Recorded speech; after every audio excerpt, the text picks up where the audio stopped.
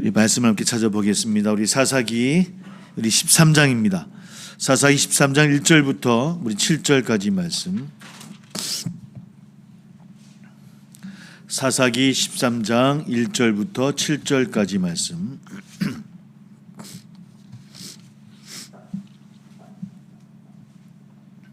사사기 13장 1절부터 7절까지 우리 같이 함께 봉독하도록 합니다. 시작.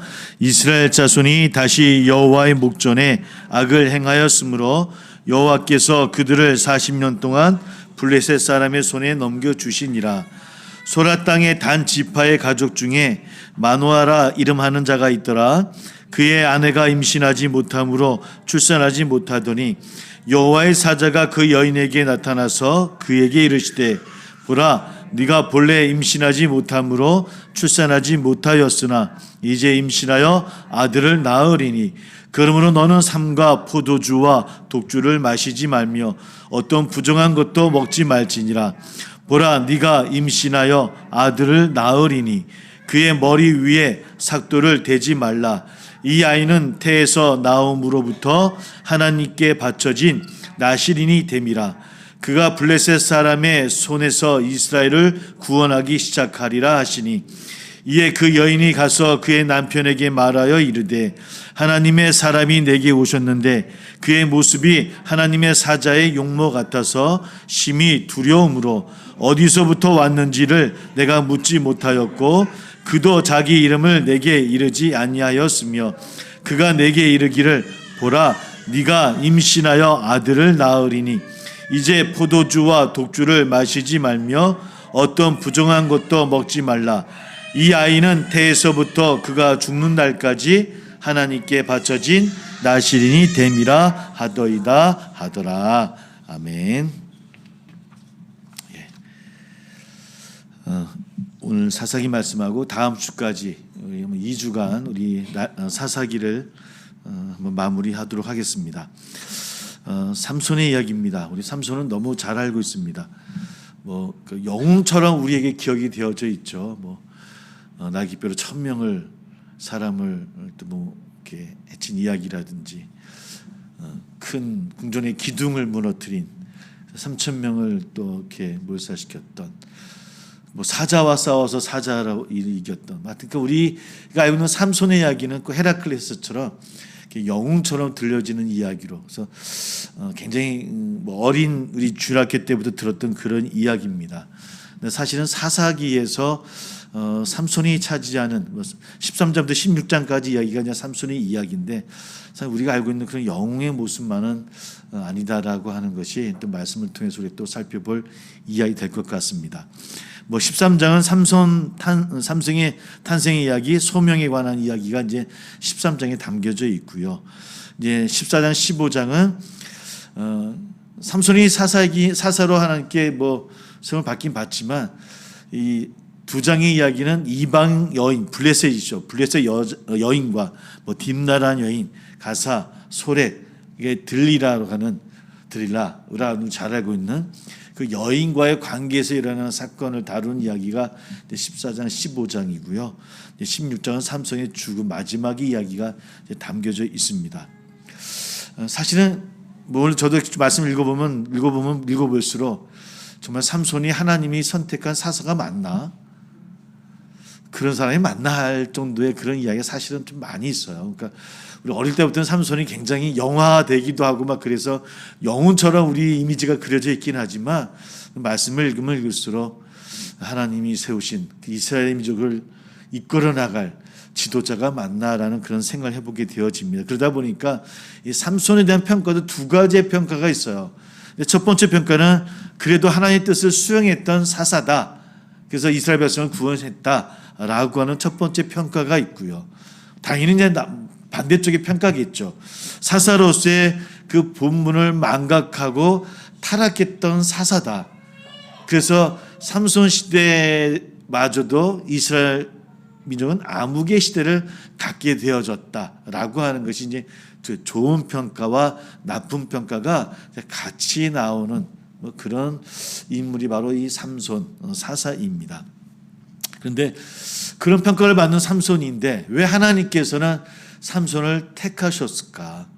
왜 삼손인가라는 문제를 우리 한번 봐야 되지 않겠습니까? 그죠? 왜 삼손을 통해 하나님께서 일을 하시려고 하고 삼손을 택하셨을까? 또 말씀 읽어보니까 사실은 삼손이 태어나기 전이에요. 그러니까 미리 하나님께서 태어나기도 전인 삼손이라 이름해라. 삼손을 선택하시는 이야기가 삼손의 이야기입니다. 우리 13장 2절 아까 읽었지만 소라 땅에 있는 곳에 삼손이 단지파거든요. 소라 땅이라고 하는 곳은 아주 산골짜기예요. 그러니까 아주 산골짜기에 있는 시골에 있는 마노아라고 하는 이 마노아라는 인물은 여기밖에 안 나옵니다. 성경 어디에도 나오지 않고 이 마노아라는 인물이 어떤 인물인가도 학자들도 뭐 나온 게 연구를 해봐도 나온 게 없어요. 그냥 마노아예요. 그냥 소라 땅에 살고 있던 마노아라는 사람이 있었는데, 근데 그 아내가 임신하지 못하는 아내가 있었다고 하는 거예요. 그 당시 불임의 여인은 얼마나 고통스러운가 우리가 너무나 많이 이야기를 나눠봤잖아요. 그죠? 그러니까 고통 가운데 있는 그 여인에게 여호와의 사자가 나타나서 아기를 갖게 되어질 것이고 그를 삼손이라 하라. 그를 처음부터 나실인으로 키워야 되고 하나님 사사라 세울 것이다 라는 이야기를 하게 되어집니다. 그때가 어느 때인가 하면 13장 1절을 다시 한번 볼게요. 이스라엘 자손 1절입니다. 이스라엘 자손이 다시 여호와의 목전에 악을 행하였으므로 여호와께서 그들을 40년 동안 블레셋 사람의 손에 넘겨주시니라. 그러니까 40년 동안 블레셋 손에 넘겨짐을 받은 거예요. 그러면 이스라엘 민족들이 어떤 시간입니까? 보통 고통의 시간이에요. 그러니까 보통 구약 성경 전체가 그렇고 사사 시대도 마찬가지고 뭔가 고통의 시간이 있으면 그 다음엔 어떤 이야기가 이어집니까? 기도하고 부르짖는 소리가 나와요. 고통 속에 있어서 이스라엘 백성들이 부르짖었더라. 하나님께서 그 기도를 들어주시고 응답하사 사사를 세워 구원하는 이야기가 사사기의 보통의 맥락의 이야기인데 오늘 이 삼손의 이야기에서는 어떻습니까? 블레셋 사람의 손에 넘겨주시니라. 그리고 없어요. 40년 동안 블레셋 사람의 손에 넘겨줬음에도 불구하고 부르짖는 사람이 없어요. 보통 패턴은 그 다음이 부르짖는 기도의 소리가 있어야 되는데 하나님이여 우리를 보살피소서 우리를 구원하소서라고 하는 부르짖음이 있어야 되는데 없다라고 하는 겁니다. 왜 그랬을까요? 그만큼 이스라엘 민족들이 40년을 가까이 이제 동화되어진 거예요. 그냥 이방의 모습으로 이방의 삶으로 우상 숭배하며 하나님을 잊으며 자기의 뜻대로 행하는 시대가 그 부르짖음조차 없는 시대라고 하는 거예요. 그 고통을 또 어려움을 또 견뎌 나가면서 이렇게 살면 되지 뭐 하나님 없이도 이렇게 살아가겠어라고 하는 그들의 삶이 그래서 이때를 보통은 영적 암흑기라고 이야기하기도 하고 이 마노아의 아내 임신하지 못한 아내 불임의 여인에 빗대어서 저도 영적 이런 얘기 별로 좋아하진 않지만 영적 불임기다라고 이렇게 이야기하는 학자들도 있어요. 영적 불임기의 시대, 암흑의 시대. 바로 그런 시대에 누구에게요? 마노아의 아내, 그 아내에게 하나님께서 그 사자를 통해서 나타나시더라는 겁니다.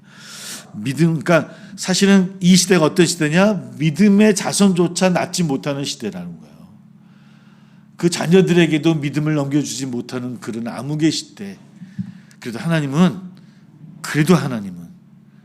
그 백성을 버리지 아니하시고 부르짖음이 없는 그 백성이지만 그러나 그들을 세우시려 하시는 하나님을 우리는 바라보게 되어지더라는 겁니다. 그 전에 이야기 12장의 이야기는 어떤 이야기였습니까? 이 이야기는 지난주에 입다를 나눴었는데 입다 이후에 3명의 사사가 나와요. 입산, 엘론, 압돈이라고 하는 3명의 사사 이야기가 12장의 이야기거든요. 입산은 보니까 아들이 30명이고 딸이 30명이에요. 무슨 얘기겠습니까? 타락했다는 거예요. 사사님에도 불구하고 아주 인간적으로 타락했던 이방 여인과 혼인했고 그래서 이 입사는 사사로서 7년을 다스려요. 7년을 다스리는 것 가운데 아들이 몇 명이요? 30명, 딸이 30명이에요. 그러니까 얼마큼 그 타락했던 시대였는가. 그 다음에 엘론은 10년이었고요. 마지막 이 삼손 전에는 압돈이라는 우리 한번 볼까요? 12장 13절부터 15절까지가 사사 압돈의 이야기거든요. 이 압돈은 아들이 40명이에요. 손자가 30명이고요. 8년, 나귀가 70마리였다라고 성경 기록한 게 왜 그렇겠습니까? 그만큼 타락했다라고 하는 거예요. 그 이후에 블레셋에 40년 동안 더 했고요. 그때는 사사가 없는 시대. 그러니까 완전히 그냥 이방의 문화에 동화되어져서 하나님의 백성인 것을 잊고 살아가는 그 시대에 하나님은 그러나 그럼에도 불구하고 그 마노아라는 가정을 통해서 이름도 모르는 이름 모를 그 가정을 통해서 하나님의 섭리를 이어나가더라는 겁니다. 또 그 가정을 통해서 그 한 사사를 보호 양육 무엇으로 나실인으로 보호 양육하라고 하는 명을 내리게 되어지더라는 겁니다. 나실인은 민수기에 나오는 말씀 아닙니까? 민수기 6장에 나오는 이야기거든요. 우리 말씀도 읽었지만 포도주와 독주를 금지하는 이건 왜 그러겠습니까? 술을 마시라 이런 것보다는 하나님 일을 행하고 하나님의 사업을 이루어야 되는데 취해 있어서 제정신 아닌 채 소명을 망각해서는 안 된다는 거예요. 다른 것에 빠져서 소명을 망각하면 안 된다는 이야기라고 하는 겁니다. 그런 이야기를 하는 것이고 머리 자르기를 금지했잖아요. 삼손하면 뭐가 생각납니까? 긴 머리. 그죠? 긴 머리. 왜 안 자르겠습니까? 멋을 내라 그러는 게 아니라 머리를 자르다가 상처 나면 전염병이 오르기 때문에 당연히 또 시체 접촉 금지도 마찬가지거든요. 그러니까 전염병이 옮지 않도록 하기 위해서 금지시키는 나실인들은 그렇게 보호하는 보통은 그 나실인들은 성인이 된 사람을 선정해서 나실인으로 세우는데 삼손은 어떻습니까? 아직 태어나지도 않았으면 태 있는 것도 아니에요. 그냥 있을 것이다라고 이야기하고 그 뱃속에서부터 보호 양육되어지는 삼손을 그만큼 하나님께서 사실은 아끼는 사사 아니겠습니까? 뱃속에서부터 보호하는 거니까 태어나서 그를 이스라엘 민족을 다시 세우려고 하는 하나님의 은혜가 있고 또 하나님의 또 자비하심이 있습니다. 그렇게 작은 빛으로 삼손을 세워나감에도 불구하고 우리가 읽게 되어지는 14장, 15장, 17장 삼손의 이야기는 사실은 영웅처럼 보이는 이야기라기보다는 삼손의 타락의 모습이 참 많이 있는 것 같아요. 14장부터 15장까지가 이제 블레셋, 딥나 여인과의 그런 이야기가 담겨져 있는데 우리 14장을 한번 가보겠습니다. 14장 3절입니다. 14장 3절 우리 같이 한번 읽어볼게요. 같이 시작. 그의 부모가 그에게 이르되 내 형제들의 딸들 중에나 내 백성 중에 어찌 여자가 없어서 네가 할례 받지 아니한 블레셋 사람에게 가서 아내를 맞으려 하느냐 하니 삼손이 그의 아버지에게 이르되 내가 그 여자를 좋아하오니 나를 위하여 그 여자를 데려오소서 하니라. 내가 그 여자를 좋아하오니 나를 위하여라고 했습니다. 직역하면 이렇게 번역이 되어지더라고요. 내 눈에 그 여자가 옳게 보이니 나를 위해서 선택하게 해달라. 좋게 보인다. 내 눈에 그 여인이 좋게 보인다. 옳게 보인다. 사사기 전체가 마지막으로 결론 줬던 이야기가 뭐였습니까? 각각 자기 눈에 옳은 대로 행했던 모습. 삼손도 그런 거예요.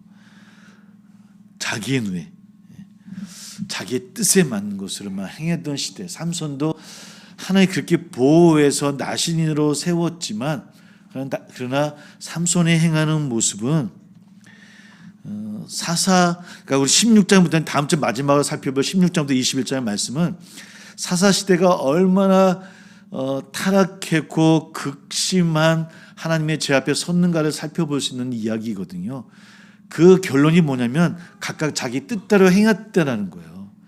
벌써 삼손에게서부터 자기의 뜻대로 내 눈대로 내가 보는 대로 행하고 또 나가더라는 겁니다. 이것이 삼손의 타락이에요. 이것이 삼손의 모습이겠습니까? 오늘 우리의 신앙도 마찬가지 아니겠습니까? 우리 신앙의 중심도 그 문제가 어디에 되겠습니까? 우리가 누구의 뜻대로 우리의 삶을 나아가고 있는가 아니겠습니까? 그리스도인이라고 우리가 명하고 우리가 그리스도나 이야기하는 것은 무슨 뜻이겠습니까? 세상의 법도 있고 많은 것이 세상의 가치관도 있지만 그래도 우리가 말씀 앞에 하나님의 가치관으로 그렇게 살아가겠노라. 하나님 나라의 백성으로 내가 살아가겠습니다라고 결단하고 다짐하는 존재가 그리스도인 아닙니까? 그죠? 근데 사실 삼손만 바라보고 우리가 고백한 우리의 모습도 또한 우리의 모습은 하나님의 뜻을 구하고 그 뜻대로 행하기보다는 내 뜻대로 행하며 나가서 실패하고 넘어질 때가 얼마나 많이 있는지. 어쨌든 이 질문은 나는 누구의 뜻대로 나가고 있는가라고 하는 우리 그리스도를 향하는 우리 이 질문은 끊임없이 우리에게 도전이 되어지고요. 또 끊임없이 우리가 늘 기도해야 될 제목이고 이것은 개인뿐만 아니라 가정도 우리 교회 공동체도 마찬가지라고 생각이 듭니다. 우리는 누구의 뜻대로 나가고 있는가 늘 질문할 수 우리 됐으면 좋겠습니다. 그렇게 삼손의 타락은 여러 가지 있습니다. 나신의 서약을 했잖아요. 그렇죠? 아까 얘기했듯이 포도주와 독주를 금지하고 머리 자르기를 금지하고 시체 접촉을 금지하는 것이 나신인이 지켜야 될 일이거든요.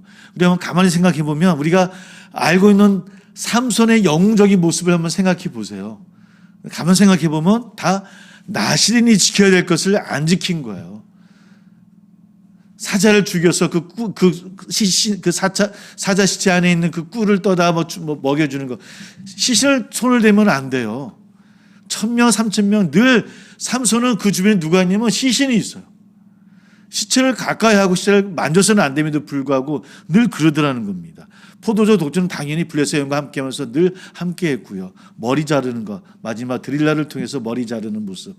이런 모습을 보면 그냥 영웅담의 이야기가 삼손의 이야기가 아니라 하나님의 권능으로 행하는 일들이었음에도 불구하고 그게 놀라운 일들, 놀라운 기적들 아니겠습니까? 14장 보면 30명, 15장 보면 여우 300마리를 잡는 이야기도 나오고요. 15장 15절을 보면 나귀 턱뼈로 1,000명을 죽이는 이야기들. 심지어 3절 마지막 궁전에서는 그 기둥을 무너뜨리며 거기 있던 3,000명이 죽게 되어지거든요. 어떻게 보면 굉장히 영웅적인 그런 모습인 것 같지만 그러나 그것은 누구에게서 오는 능력이었습니까? 하나님에게서 오는 능력이에요. 근데 그 하나님이 오기선 그 능력을 자신의 성취감, 도취에 빠져서 내가 어떤 자리에 있는지 누구의 뜻대로 행해야 되는 것인가를 잊고 나갔던 것이 삼손의 모습이라는 겁니다. 영웅담과는 좀 먼 것인 거죠. 그러니까 자신이 어떤 존재인가 사사의 자리를 망각했던 삼손의 이야기를 우리는 사사기 통해서 보게 되어져요. 그래서 하나님으로부터 온 권능임에도 불구하고 나에게서 오는 힘이라고 하는 착각 속에 빠지는 거예요. 뭐라 생각합니까? 내 거구나. 내가 행한 거야. 내가 이렇게 행했지. 나의 힘으로 했어라고 하는 우리의 고백과 많이 틀리지 않는 것 같아요. 그러면 15장 16절을 한번 볼게요. 15장 16절. 15장 10절입니다. 같이 한번 읽어봅니다. 같이 시작. 이르되 나귀의 턱뼈로 한 더미 두 더미를 쌓았으며 나귀의 턱뼈로 내가 1,000명을 죽였도다. 이게 뭡니까? 나귀의 턱뼈로 사람의 이렇게 담을 쌓듯이 쌓다는 거야. 한 턱 쌓고 두 턱 쌓고 누구로? 시신으로. 누가 했다고요? 내가 1,000명을 죽였다. 내가 했다는 겁니다. 내 능력으로 행했다는 거예요. 그래서 거기를 뭐라고 이야기하냐면요. 17절을 같이 읽어봅니다. 시작. 그가 말을 마치고 같이 한번 읽어볼게요. 그가 말을 마치고 턱뼈를 자기 손에서 내던지고 그것을 라맛 레이라 하였더라. 라맛 레히라고 했다. 턱뼈의 산이라고 하는 그런 의미를 갖고 있죠. 내가 행한 곳이에요. 내가 행했다는 거예요. 나에게서 온 힘으로 이루었다고 하는 겁니다. 물론 그래서 또 금방 또 그가 깨달아. 그러고 나서 한번 15장 18절을 한번 읽어보겠습니다. 같이 시작. 삼손이 심히 목이 말라 여호와께 부르짖어 이르되 주께서 종의 손을 통하여 큰 구원을 베푸시오. 내가 어제 목말라 죽어서 할례 받지 못한 자들의 손에 떨어지겠나이다 하니. 그러니까 금방은 내가 행했다라고 했던 삼손이 그만 목이 말라서 누구에게 부르짖습니까? 하나님께 또. 내가 목이 마릅니다. 부르짖어요. 그래서 놀라운 또 일을 경험한 다음에 그것을 뭐라고 이야기하냐면요. 한번 읽어보겠습니다. 한번 우리 19절을 같이 읽어볼게요. 시작.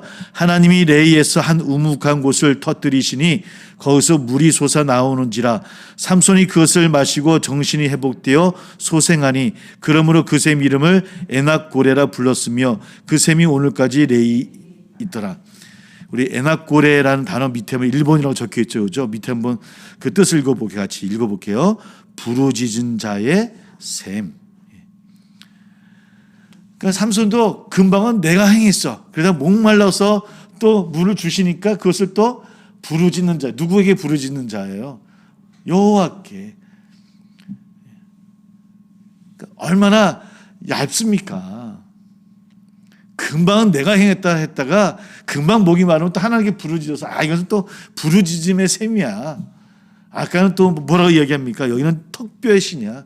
산이야. 내가 이렇게 턱뼈가 산이 쌓은 것처럼 시신이 쌓인 것을 내가 행한 것이야 라고 자랑하던 사람이 또 금방 그렇게 또 변해져요. 부르짖는 자의 셈이다.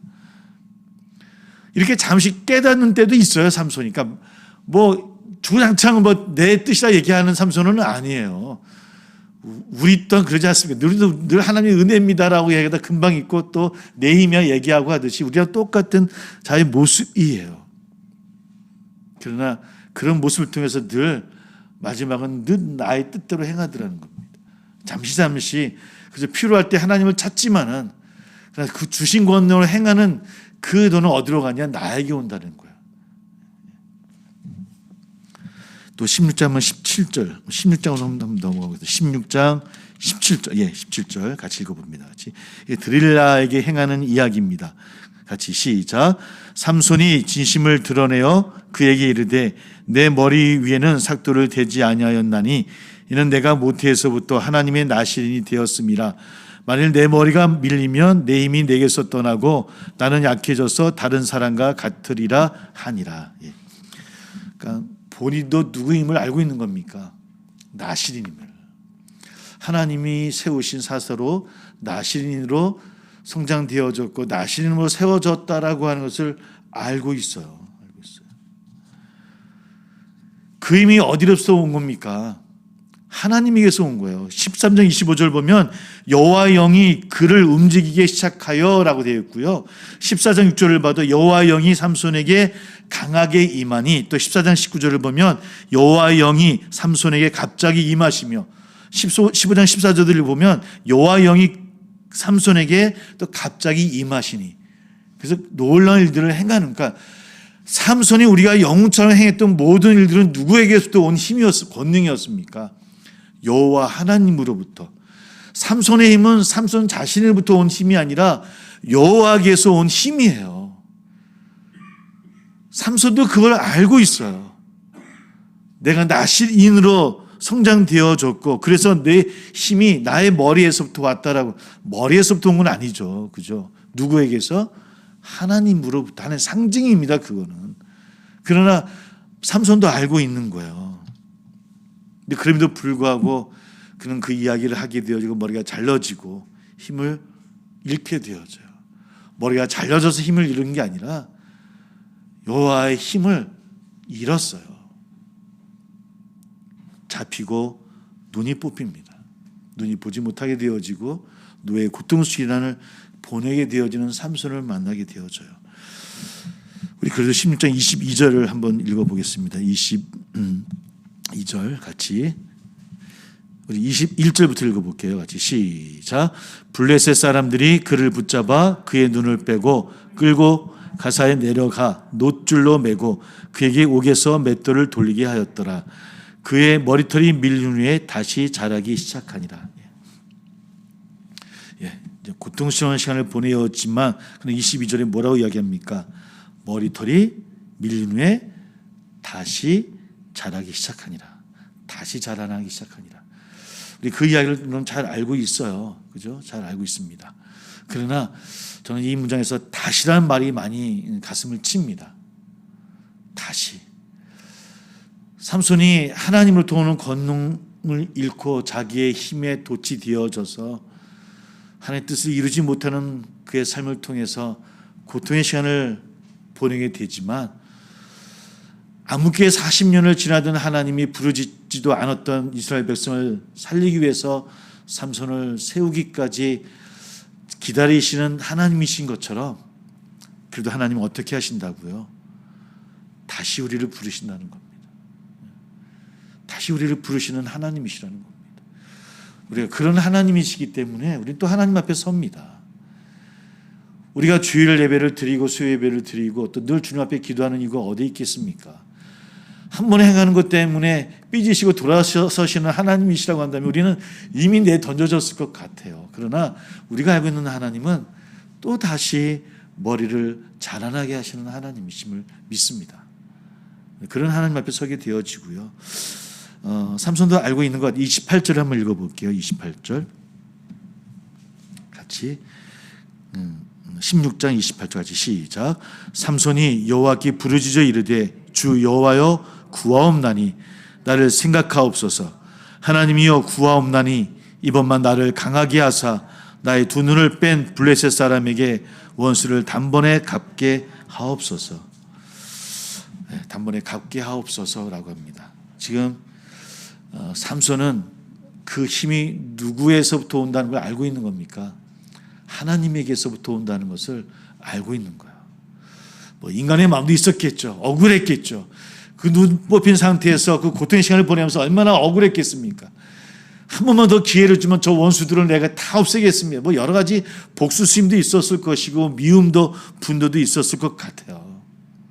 그런 하나님의 뜻을, 하나님이 구하옵나니 나를 강하게 하시고 원수를 단번에 갚게 하옵소서. 하나님 그 마음을 읽었으리라 저는 믿습니다. 그 마음만 있었던 것은 아니었으리라고 믿어요. 하나님의 뜻을 이루는 하나님의 단초가 되기를 소망한다라고 하는 그 삼손의 마음이 있지 않았을까요? 그리고 삼손은 그 힘이 하나님께로부터 온다라고 하는 것을 알고 있습니다. 고백하고 있고요. 그래서 그에게 힘을 주고 이룰 수 있는 일을 행하게 되어집니다. 한번 31절입니다. 같이 읽어볼게요. 같이 시작. 그의 형제와 아버지의 온 집이 다 내려가서 그의 시체를 가지고 올라가서 소라와 에스다올 사이 그의 아버지 마노아의 장지에 장사하니라. 삼손이 이스라엘의 사사로 20년 동안 지냈더라. 20년 동안 지냈더라. 그럼 우리가 어떻게 결론 맺어야 되겠습니까? 삼손이 20년 동안 사사로 있었는데 그 20년 동안 사사로 있었던 그 시대는 하나님의 뜻을 이루었던 시대였습니까? 아니면 아니었습니까? 영웅 같았던 삼손이라서 그 시대가 하나님의 뜻을 이루었던 시대였던 것 같지만, 그러나 성경이 이야기하는 이 시대는 그 암흑이 이어지는 시대였습니다. 사사라고 하는 삼손조차도 자기의 힘에 돛이 되어져서 자기의 뜻만 구했던 그런 삼손을 우리는 만나게 되어져요. 평화가 없었던 시대였다고 하는 겁니다. 하나님의 구원이 이루어지지 않았던. 이스라엘 백성은 여전히 고통받고 있고요. 아니, 그들은 더욱더 이방인과 동화되어지는 일들이 더 강력해지는 그런 시대가 바로 이 삼손의 시대였고요. 또 사사 시대였다고 하는 겁니다. 아까 말씀드렸죠. 다시 자라기 시작하니라. 이 다시라는 말은 다음 사사기 다음에 룻기서입니다. 룻기가 어느 시대에 일어난 사건이냐면 사사 시대에 일어난 사건이에요. 그러니까 사사 시대가 배경이에요. 그러니까 다시라고 하는 것은 이 암흑기였지만 하나님은 그를 끝내고 이스라엘 백성을 끝이라고 맺음한 것이 아니라, 그러나 작은 가정을 통해서 또 한 여인을 통해서 하나님의 구원의 역사는 다시 또다시 시작한다라고 하는 그런 의미들이 이 사사기 또 룻기를 통해서 우리에게 들려주는 이야기예요. 또 구약의 이야기가 바로 다 그런 이야기고요. 그리고 사사시대가 처음 시작할 때 몇 년 된다고 그랬습니까? 보통 한 210에서 400년 사이라고 말씀해요. 보통은 한 300년 전후일 거다. 사사시대가. 300년이라는 시대가 여러분들 고대 시대 때 한 나라가 300년의 시대는 짧은 게 아닙니다. 나중에 남유다를 멸망시키는 바벨론도요 70년이에요. 그러니까 제국의 시대도 100년, 200년 가기가 쉽지 않은 시대였거든요. 그런데 이스라엘이 지금 왕의 시대는 아니었지만 사사시대였지만 몇 년입니까? 300년이 이어져요. 멸망당하지 않아요. 이스라엘이요. 하나님의 말씀 앞에 서지 못하고 암흑의 시대, 영적인 불임의 시대를 지나가고 있긴 하지만 하나님은 그 백성을 끝맺음하지 아니하셔요. 사사들을 세워서 하나님 백성으로 세우고자 했지만 그들 또한 타락하고 하나님 앞에 서지 못하고 자기 뜻대로 행했음에도 불구하고 이스라엘을 지키시더라는 겁니다. 그러므로 사사시대가 자기 뜻대로 행했던 시대였긴 했지만 그러나 우리가 바라보고 우리가 고백해야 되는 것은 그럼에도 인도하신 하나님의 은혜가 이 사사기의 주제예요. 하나님은 그래도 그들을 다시 세우신다는 겁니다. 그들을 다시 세워서 하나님의 섭리를 이루시고 구원을 이루신다는 거예요. 사사가 못하면 아주 어린 가정을, 어린아이를 통해서라도 사람 취급받지 못했던 한 여인을 통해서라도 하나님은 하나님의 구원을 이루신다는 거예요.